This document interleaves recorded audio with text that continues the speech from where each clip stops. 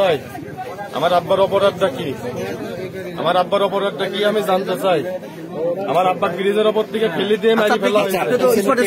হ্যাঁ, আমি আইসি আমার আব্বাক পাইনি, আমি এখানে ছিলাম। আমি আইসি দেখছি যে আব্বাক ফেলে দিয়ে বুকের ওপর চাপা দিয়ে মারি ফেলছে, ব্রিজে করে ঝাঁপ দিছে। ঝাঁপ দিয়ে পুলিশ, ওদের তো পরিচয় নাই। আমরা বুঝবো কিছুদিন আগে কি বলছে যে পুলিশ মারি ফেলা হয়েছে, ওনারা তো কোনো ব্যক্তিগত আসি না। আপনি কি তখন ছিলেন স্পটে? ছিলেন?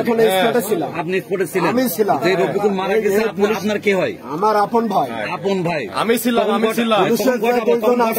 কটা বাজে? পুলিশের যা দুইজন আছে। তখন কটা বাজে আনুমানিক? মাগরিবের আযান দাস সেই সবে। আপনি চোখে কি দেখলেন? কি দেখলেন বলেন তো? জামাতের সময় জামাত চলছে। ভাই কি দেখলেন আপনি? কি দেখলেন? সময়ে 3 জন পুলিশ আসছে। আসার পরে ওনারা সিভিল আসছিল। সিভিলে? আচ্ছা হ্যাঁ বলেন। সিভিলে আসে আমার ছোট ভাইটা চা দোকানে চা বানাচ্ছে। কে নাম? কি নাম বলেন? রফিকুল ইসলাম দোদো। হ্যাঁ বলেন। তারপরে ওনারা সিভিলে আসে দোকানের একটু পাশে দাঁড়ায় দোকানদারকে আমার ভাইকে ওরা ইশারায় ডাকছে। আমার ভাই মনে করছে হয়তো ওনারা চা খাবে, আরো লোকজন আছে ওই কারণে ওখানে দাঁড়াচ্ছে। এবার ওনার কথা শুনতে গেছে আমার ভাই। যাবার পর আমার ভাইকে এভাবে ধরছে, সিভিলে একজন ধরছে। তা ওনার বলছে কি ব্যাপার আপনারা আমাকে ধরছেন কেন? তাই তোকে ধরছি মানে। তারপরে আসি দুইজনকে ধরছে। ধরার পরে ওখানে আর কি কাড়াকাড়ি করছে। এর ভেতরে একটা মোটর সাইকেল আসছে, ব্রিজের পর উঠছে।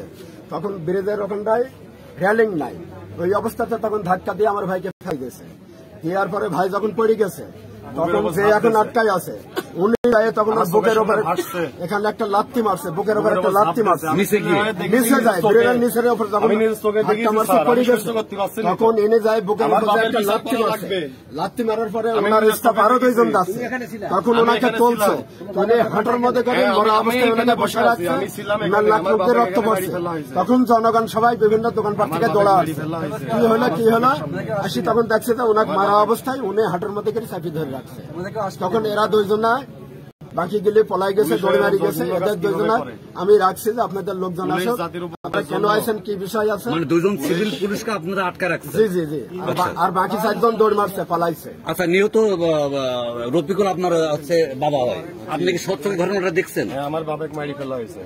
মারি ফেলানোর কথা আমি জানতে চাচ্ছি না, আমি জানতে চাচ্ছি যে তখন কি আপনি ছিলেন? আমি এখানে পাশে ছিলাম। পাশে ছিলেন, কি দেখলেন? আমার বাপ ওইদিকে গেছে, যাওয়ার পরে অন্ধকারে যাওয়ার পরে ওই জায়গা থেকে ফেলে দেওয়া হয়েছে, বুকের উপর ঝাঁপ দিয়েছে, শব্দ হয়েছে। আমি কি করবো না করবো আমার মাথার কোন কাজ করে সবাই বলেছে যে আমার আব্বা মারা গেছে। আমি সাথে সাথে কি করবো না করবো আমি আর কোনো কিছু দিক আমার কোনো কিছুই বুঝতে পারি না। আচ্ছা ভাইজান, আপনার হচ্ছে আপনার কি হয় আমার যিনি মারা গেছেন? লিমিটেড ছোট ভাই। সংক্ষেপে বলেন কি ঘটনাটা আপনি কতটুকু জানলেন? আসলে আমি ও চা ব্যবসা করে, তো আমি ঈশান নামাজের আগে এখানে চা খেয়ে নামাজে গেলাম। আজান হওয়ার পরে নামাজে যাই জামাত হচ্ছে, এই মুহূর্তে শোর গোল দেখছি, শোর হচ্ছে এই পর্যন্ত। আমি মনে হচ্ছে কোন একটা ঘটনা ঘটছে বা মারামারি এরকম কিছু হচ্ছে, প্রচুর চিল্লা পাল্লা। কিন্তু তারপরেও আমি যেহেতু নামাজ পড়ছি, আমি মনে হচ্ছে নামাজটা শেষ করে যাই। দেখি আমি নামাজ পড়ে আসছি, আসার পরে দেখছি যে লোকজনের মানে এখানে প্রচুর লোকজন এই দোকানের এদিকে আক্রমণ, চেয়ারম্যান ঠেকাচ্ছে, আরো আমার ছেলে আছে, আরো যারা আছে ঠেকাচ্ছে। সবাই বলছে মারবো। কি হয়েছে বলছে যে দুদু চাচা মরে গেছে, মারি ফেলছে। কে তা বলছে যে সিভিলে পুলিশের না কি আসছে। এই পর্যন্ত এই অবস্থায় আসে শুনছি, খোঁজ খবর নিচ্ছি যে হাসপাতালে নিয়ে যাওয়ার সাগর সাহেব আপনি তো অনেকক্ষণ ধরে আসছেন, তো সেক্ষেত্রে আমি এখন কথা বলতে চাচ্ছি না ভাই। আপনি কথা বলতে চাচ্ছেন না, আমরা সাংবাদিক তরফ থেকে আপনার কাছে আমি একটা প্রশ্ন করছি, সেটা হচ্ছে যে 2 জন পুলিশ আপনার সিভিলে আসছে, সেই 2 জন একটু রিকভারি করছেন কিনা? 2 জন না তো, কয়জন? 6 জন ছিল। 6 জন ছিল, 2 জন আপনারা আসছে, তো সেই 2 জন আপনার কাছে তার হাতে আটকায় আছে, সেই নামটা 2 জন এখানে আটক আছে বা 3 জন কেউ বলছে 3 জন আচ্ছা আটক আছে, সবার নাম ঠিকানা আমাদের কাছে।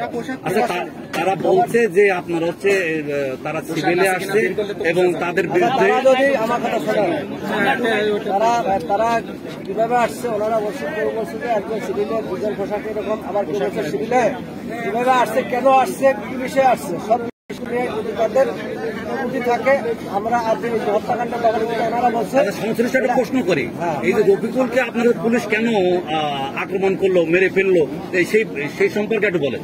আমি সেটাই বলছি যে মানে কেন তাকে ধরলো, হ্যাঁ কেন এই ঘটনা ঘটলো, ঘটনাগুলো আমরা তদন্ত করে দেখছি এবং তারা যদি পুলিশ দায়ী হয় অবশ্যই তাদের বিরুদ্ধে আইনি ব্যবস্থা নেওয়া হবে।